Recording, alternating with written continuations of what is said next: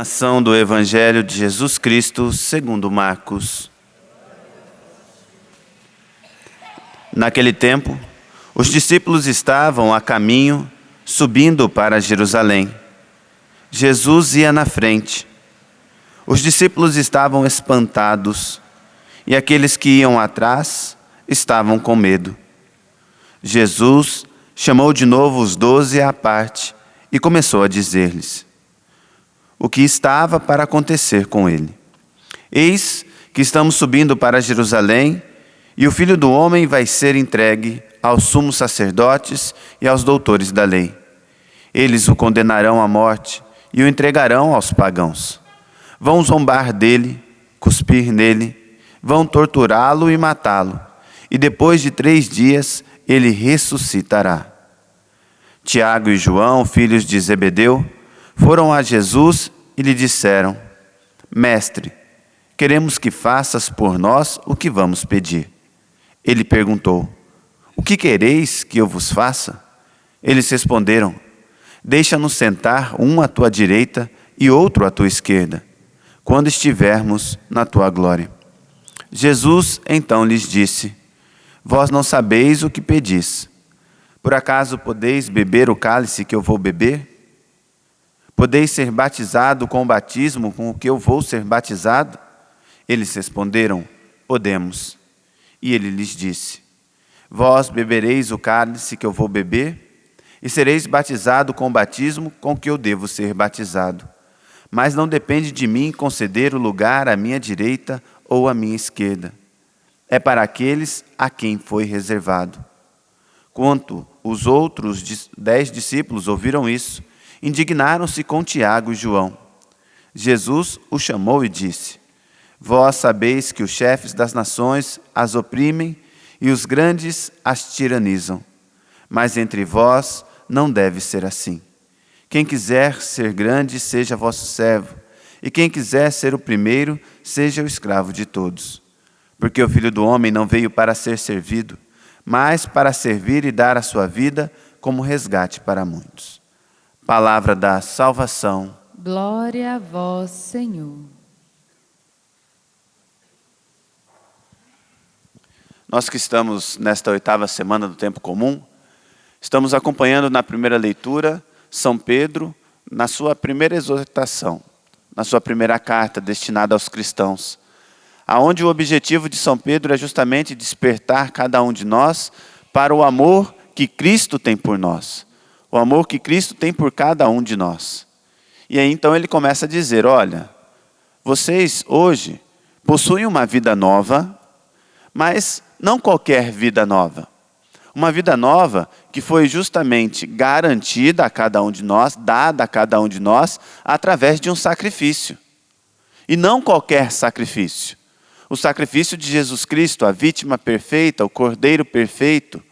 E este Cordeiro perfeito, santo, portanto, ao se entregar, ao se deixar morrer por nós, né, ele se entrega, ele se doa por amor a cada um de nós, nós então passamos a fazer parte de uma vida nova, mas uma vida nova alicerçada, garantida pelo sangue de Cristo. Se esta vida nova, se esta vida que nós possuímos hoje, se essa vida que nós temos hoje é uma vida justamente que nasceu de novo, como São Pedro vai dizer, em Cristo Jesus, a semente desta vida nova não é uma semente corruptível. Aqui São Pedro acaba fazendo uma relação entre a maneira como nós nascemos, fruto de uma relação heterossexual, uma relação entre um espermatozoide e um óvulo, independente se for da via natural ou não. Esta é a maneira única de se fecundar um homem, um ser humano.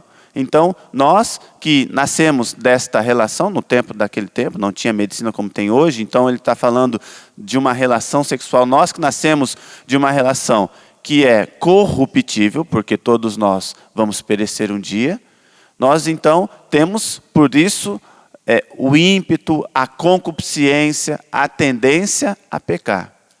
Mas, uma vez resgatados por Cristo, nesta nova vida, nós então devemos nos alicerçar nesta nova vida.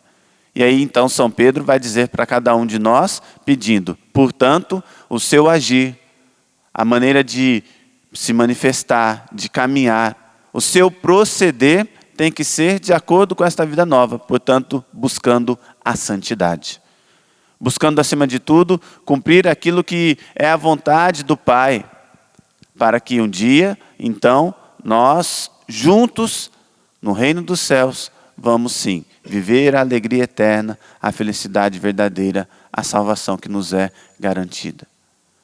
Para se viver tudo isso, para se entrar nessa dimensão toda, nós vamos entender no Evangelho de hoje justamente aquilo que é a proposta de Jesus para os seus discípulos.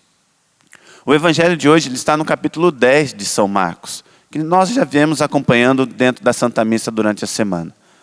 Este Evangelho, este capítulo do Evangelho, ele começa justamente quando Jesus ele está ali, alguns fariseus chegam para ele e falam assim, mestre, é permitido ao homem divorciar-se da sua mulher e casar com outra? E aí Jesus ele é bem firme na maneira dele de falar, ao dizer, olha, Moisés permitiu que se desse a carta de divórcio por conta do coração duro de vocês, mas a lei do princípio, aquilo que está no começo não foi assim. E aí ele continua falando, por isso o homem deixará, o homem e a mulher deixará sua casa, se unirão, não serão mais dois, mas uma só carne. Portanto, o que Deus uniu, o homem não separa. Depois disso, Jesus ele está caminhando, as crianças querem chegar até ele.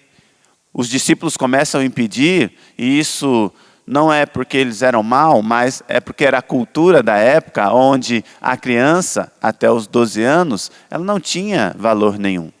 Ela não tinha sentido. Depois dos 12 anos, aonde ela tinha feito, vamos dizer, a primeira comunhão dela, onde ela passa então a ser alguém que possui a capacidade de religião, ela então passa a ter valor, mas até ali ela não tinha.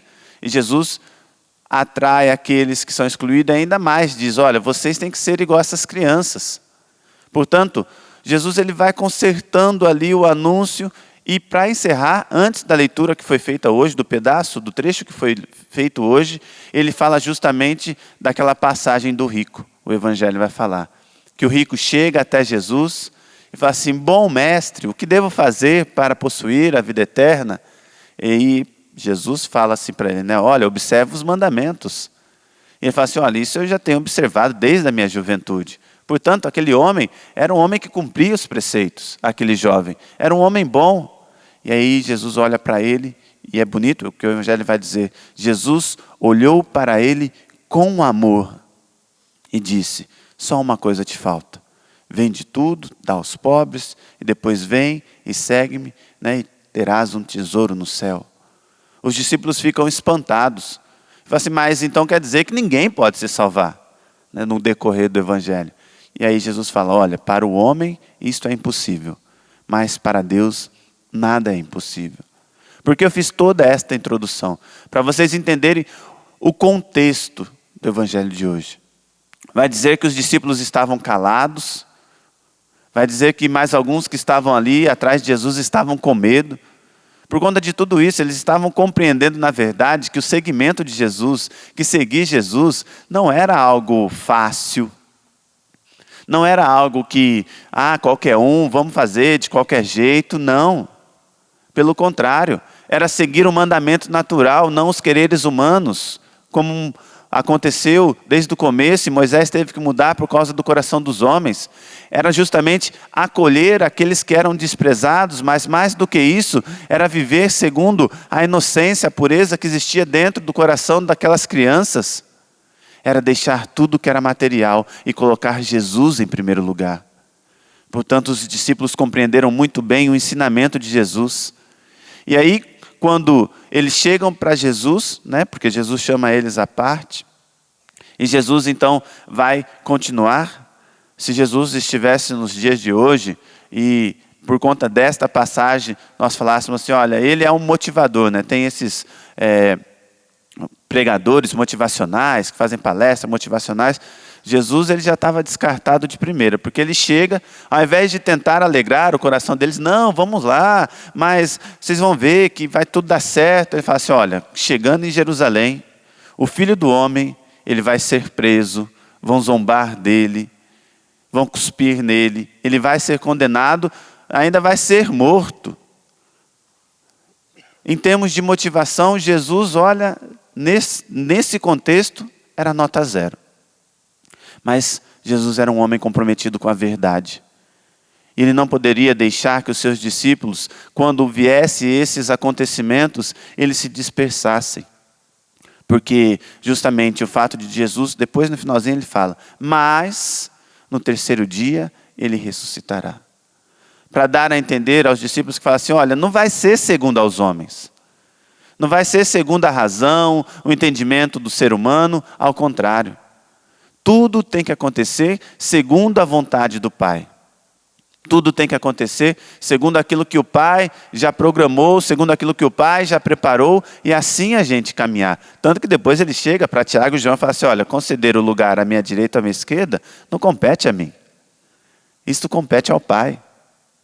E nós não devemos ter medo de entrar na dinâmica do Pai. Nós não devemos ter medo de entrar na dinâmica do Pai, o Pai que é o Pai das misericórdias, o Pai que é o amor. Porque quando nós então entendemos que na verdade o querer dele, mesmo num primeiro momento, parecendo ser tão duro, tão cruel, como Jesus ao dizer para os outros, quando nós entramos nessa dinâmica, nós percebemos que no fundo o Senhor, ele tem o melhor para cada um de nós. Porque ao entregar o seu Filho em sacrifício para cada um de nós, ele quer dizer, olha, eu já salvei, eu já resgatei. Não é necessário mais um sacrifício como esse. Agora, a única coisa que é necessário é você permitir que você, a sua vida, o seu querer, seja segundo a minha vontade. Porque eu, como o Pai, o verdadeiro Pai, o Pai de amor, o Pai da misericórdia, terei sempre o melhor para você e para a sua vida. Louvado seja nosso Senhor Jesus Cristo.